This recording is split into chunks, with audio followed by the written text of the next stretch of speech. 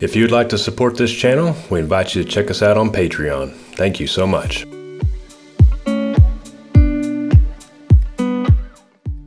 I just want to say thank you again to John and Kurt for joining us on Patreon last month. I really can't thank you guys enough for your support. It really means a lot to me. And if that's something that interests you guys, I invite you to come check out our page. I set that thing up to where it has multiple levels built in where you guys can give any amount that you want. You can give $1 a month and I'd be extremely grateful for it.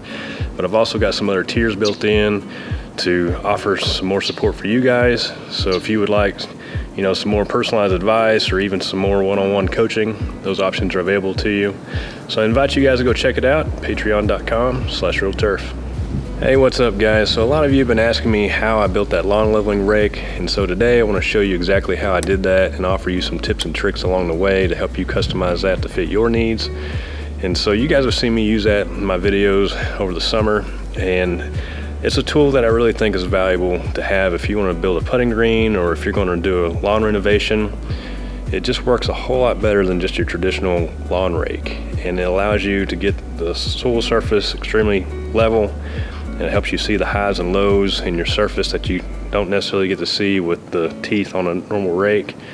And so I think it's a great tool, and it's something I use quite frequently for not only prepping soil, but also use it whenever I'm doing some heavy top dressing in some areas to help make sure I get those areas nice and level and flat. And so today I'm going to show you guys how I build that. So this is a lawn leveling rake that you guys have seen me use, and I've built this one to be about 48 inches wide and about 12 inches in length, and it's a little bit wider than what you buy in stores. I think the ones you can buy in stores are something like 36 inches or 30 inches wide, and I think this one, I like it better being wider because it helps you level your soil surface like on a putting green. It really just helped do that more efficiently. And like prepping a large area, if you guys have a big property, obviously the wider this is, the less work you have to do when you're trying to level a huge surface like that. So that's why I built it the width that I did. And all this is square tubing. It's aluminum square tubing and aluminum angle iron.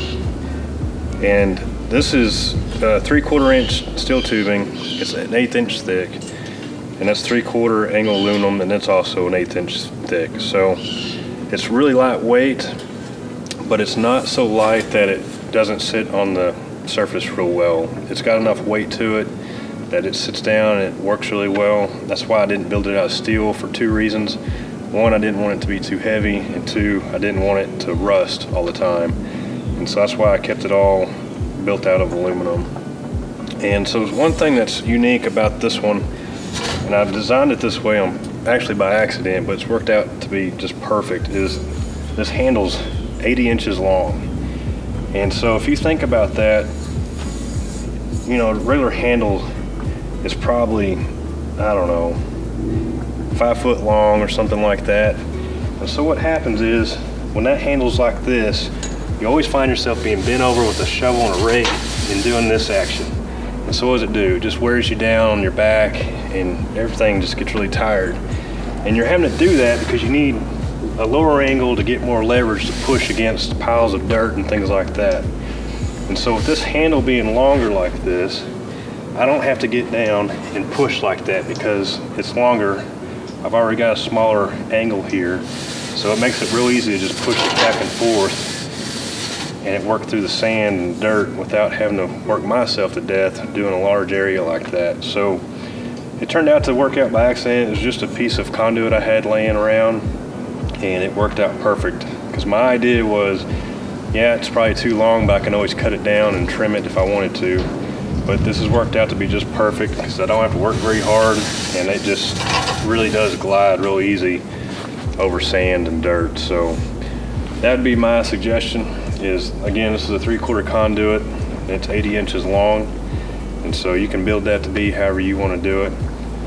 But some other features that are on this rake is, and I'll show you here later when we put it together, is I used carriage bolts, and I did that on purpose because rather than using, like say, a hex head bolt here on the end, If you did that, you're gonna have this gap here on the bottom.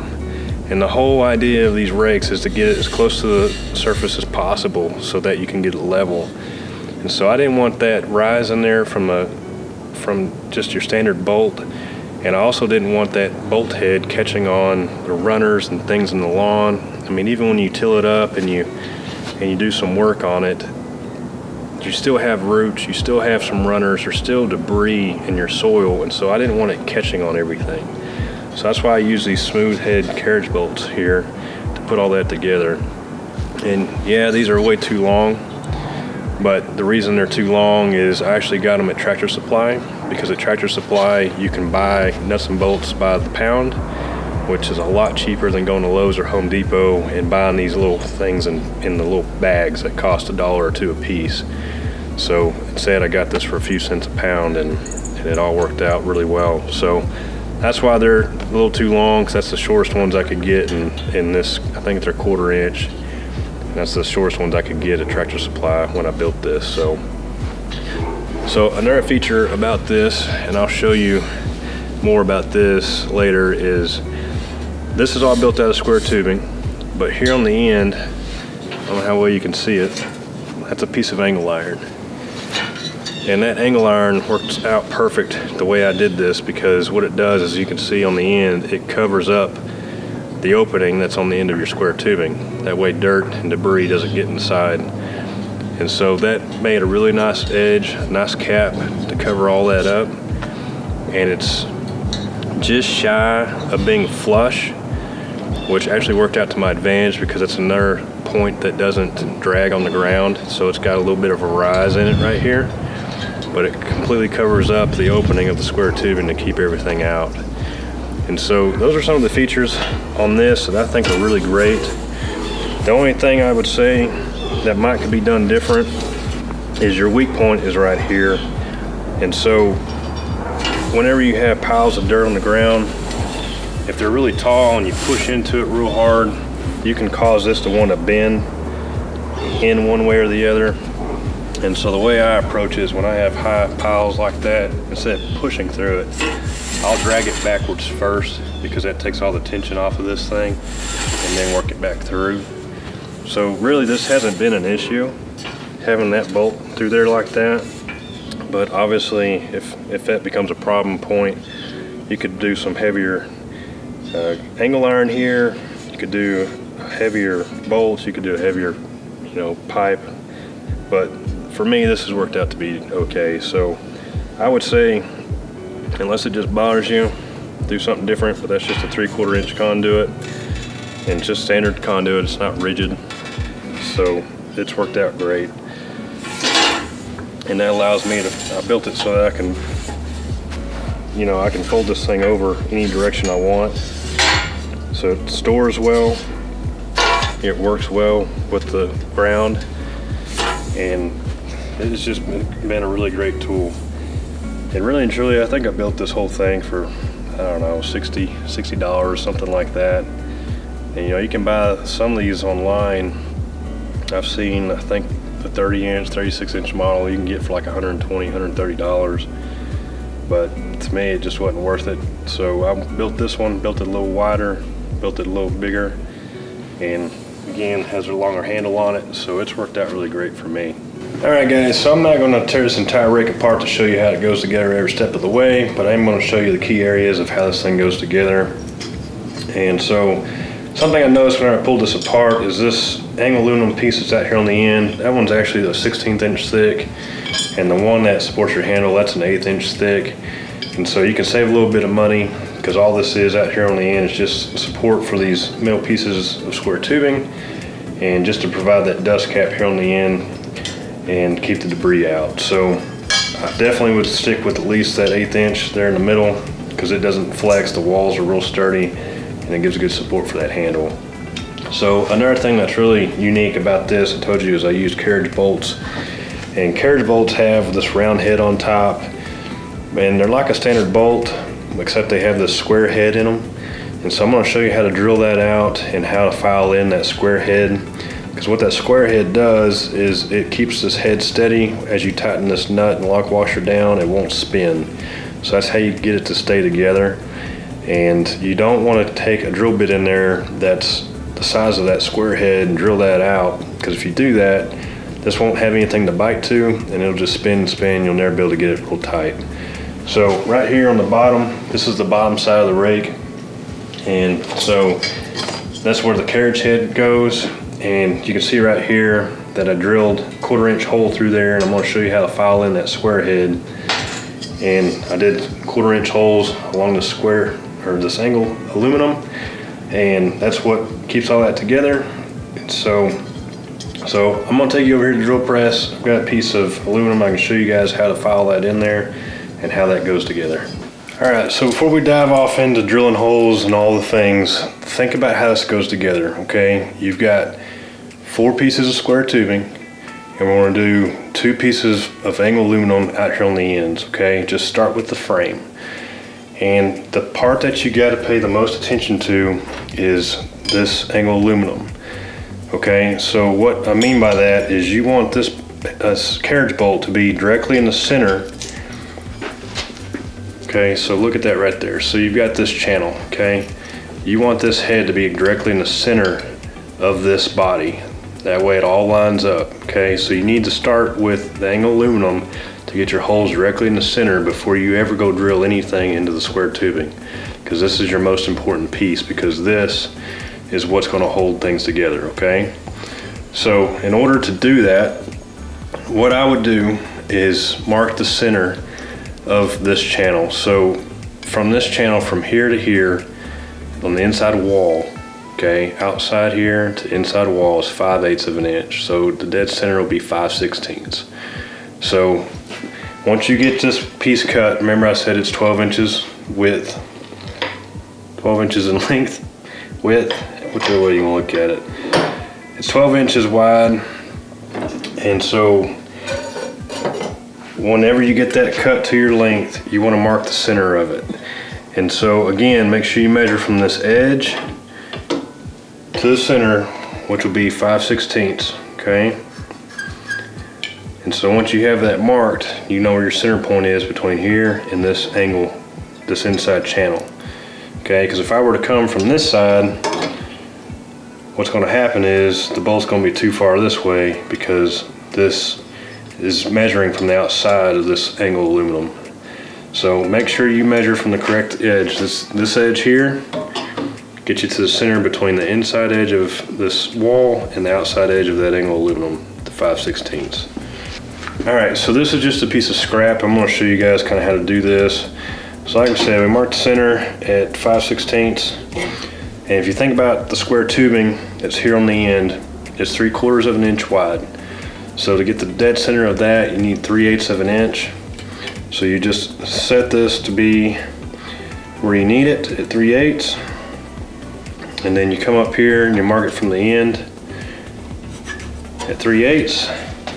Mark it in this end to be 3/8. And then you have your center point of the square tubing on each end. The center pieces of square tubing are spaced out 3 3/4 of an inch apart. And so an easy way to do that is if you just measure from your end 3 3/4, okay? Now that gets you from the outside edge of this square tubing to the outside edge of the next piece of square tubing. So we need to add in another 3/8, so that'll give us 4 1/8,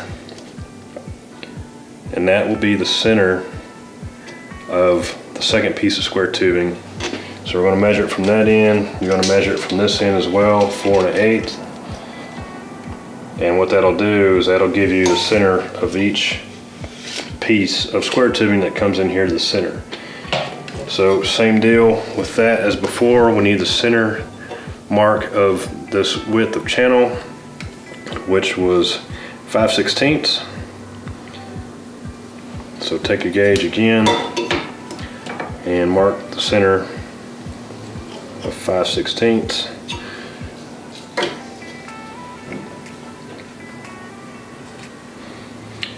And so now we have all 4 points that we need to drill for that square tubing to go together.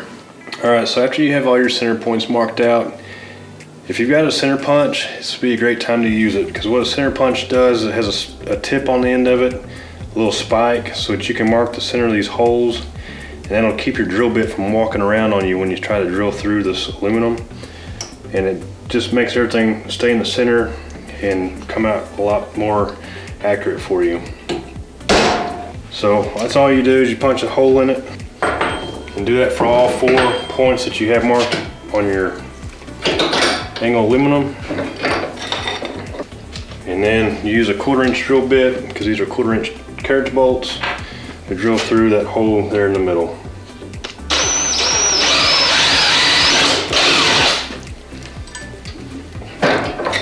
So what you'll have when that's done is you'll see that looks like it's off center, but it's actually in the center of the inside of this angle aluminum, and that's what you want to see.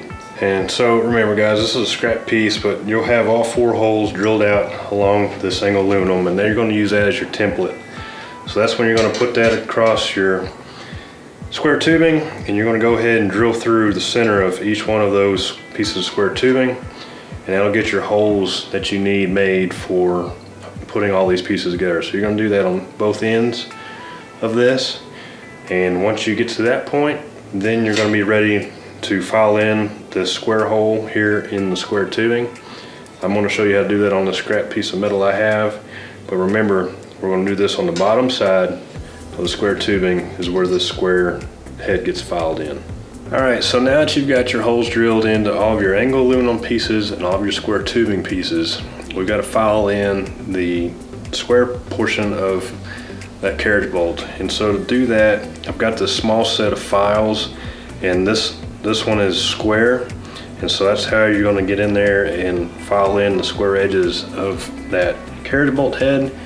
And I realize it takes a lot of time. You know, you've got to do this about 12 times to put all this together, but I can assure you it's well worth the time and effort, because having that smooth head makes this thing work a whole lot better than if you were to use just a standard hex head bolt and have that rise in there. It'd be in the way, it'd snag on everything.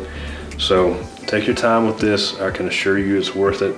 So the way this works is you just have to start up against the center of, say, the left edge, and work your way down, and then start on the bottom edge, work your way left, work your way right, and again on the right side, work your way down, work your way up, start in the center of the top, work your way left and right, left and right. So let me file on this for a minute, and I'll show you guys what this looks like.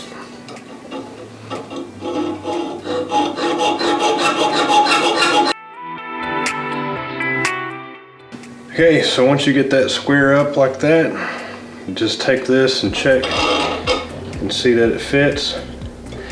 And you'll be able to tell if it still needs a little bit of work. It's not going to fit in perfectly right now, not at this point. So don't worry about filing it in so that that all fits in perfect. You just want to get really close. So this one needs just a little bit more work on it. Just like that. So you'll be able to feel when that fits in there real well. Okay, so you're going to file that square head into the bottom side only on the square tubing, not the top side. So you're going to do that 12 times. So you got 4 here. I've got 4 that I'm going to show you how to put together for the handle, and then 4 down here on the opposite end to put this angle aluminum here on the end. So once you get all that drilled out and filed out, you can go ahead and assemble this. And so when you go to put all this together, what's going to happen is that head's going to stick up a little bit, and that's okay. Because what you're going to do is when you put this nut on here and you start tightening this down, you're going to feel it slip in. You're going to feel it kind of get pressed in there. But make sure that you're not crushing your square tubing. You don't want it to bow because your hole's not big enough. And you'll be able to feel the difference. You'll be able to feel whenever you tighten that down if it's crushing the square tubing or if it's actually sliding and slipping in there. So that's what you want to happen. You want to slide in as you tighten that down, and then everything will be nice and flush, and you won't have any bulged square tubing. You don't want to bend that up if you can avoid it. So take your time with that, put that together. So once you have your carriage bolts seated, I just use a lock washer and just a regular hex nut for this, and they haven't come apart on me ever, so I think that's fine. It's cheap and easy, and so when you start to tighten that down, you feel all that start to slip together. So you'll go ahead and you'll put the 4 together on this end, 4 together on the other end, and now you have a complete frame. So next I'm going to show you how to go about doing the handle. Alright, so to do your handle in the center portion of this, it's real similar to how you do the edges. You still drill your holes through your angle aluminum, use that as a template, and make sure you're centered in this channel. But the thing you've got to consider before you do anything is what handle you're going to use. So this is a 3/4 inch conduit, but the outside diameter from the outside edge of this wall to the outside edge of this wall on the pipe is 7/8 of an inch. So you've got to measure your width of your pipe before you do anything. And the other thing I added in here was 2 washers, and that's what allows this to move easily, because without those washers, if you tighten down this angle aluminum against your handle, it just becomes too tight, or if you loosen it off, it's a little bit wobbly. So those washers just help allow this to move fluidly. And so each washer is roughly a 1/16 of an inch thick. So I've got 7/8 of inch of a pipe plus 2 washers. So that adds in a 1/16 and a 1/16. So now I'm at 1 inch and a 1/16 width that I've got to have between the inside edge of my angle aluminum here and here for all this pipe and everything to center up and to be able to move fluidly and not be too tight. So you want to make sure you measure all that out and plan for that before you go and mark these holes and drill these bolts in here. So what I would do first is, just like we did on these ends, mark the center point of your outer edges of your angle aluminum, get that center point. Then measure your pipe, factor in the washers, so that gave us 1 inch and a 1/16 width from inside to inside. So at 2 feet, because this is 48 inches wide, 2 foot your center, work out from there 1 inch and a 1/16, and center all this up. And then you can go ahead and drill these holes through here, just like you did before, 1/4 inch holes. And this bolt up here, it doesn't have to be a carriage bolt, it can be just a regular hex bolt or anything you want to use here, really doesn't matter. I had a spare carriage bolt, so that's what I put in there. And so same as before, once you have your 1/4 inch holes drilled through the square tubing, you only need them on these outer edges. The inside square tubing really doesn't need it, and it hasn't flexed, it doesn't move. I don't mind it at all. It really stays stable. It doesn't need the additional bolts here, and I just didn't want to have all that to deal with too. So just put you 4 bolts, put 2 on the end, on each end, and they'll keep all this in place.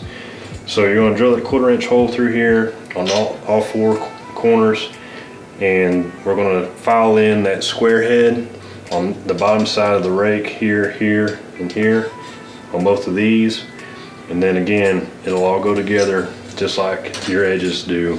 You got to feel that square head slide in, and if it's not sliding in, back it off, file it a little better, and then pull it all together. That way you don't crush the square tubing and everything stays nice and flat. So that's going to do it for putting this lawn leveling rake together, guys. It's really is simple to do. It's just some square tubing, some angle aluminum, and some carriage bolts. And you'll find that if you just take your time with it and make sure you get your corners marked and the centers marked on everything, and take your time drilling everything out and cutting in those square corners for the carriage bolt, you'll be so glad you did. Everything will line up really well, and everything will just glide real smooth across the surface for you. And I can assure you it's just well worth the time and effort, and you'll save quite a bit of money doing it yourself, and you'll end up with a better rake than what I think you can buy online sometimes. So if you end up building it, I think it'd be cool if you'd let me know. I'd love to know that it helped you out on your next project. These things are a really great tool to have. I think they work a lot better than a regular rake, and it's something I wish I would have had when I did the lawn renovation here in the back. It just would have been a lot easier to get all this level for the real mower, and everything would have just turned out really great. So anyways, guys, I think that's going to wrap this one up. And if you would, go ahead and subscribe to our channel and like this video. And if you're interested, check us out on Patreon. But I think that's going to do it for this one, guys. We'll see you in the next one.